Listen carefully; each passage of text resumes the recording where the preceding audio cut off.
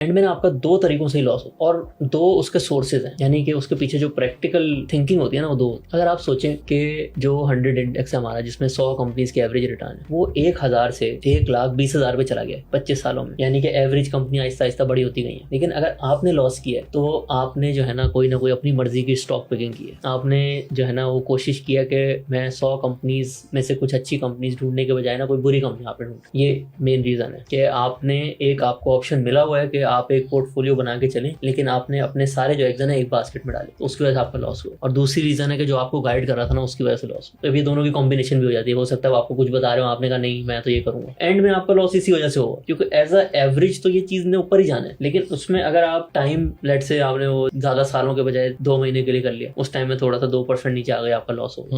या आपने अपनी मर्जी की कंपनी चूज कर ली, उसमें लॉस हो। तो जितना आपने अगर टाइम में डिविएशन लेकर आएंगे या आप नंबर ऑफ कंपनीज में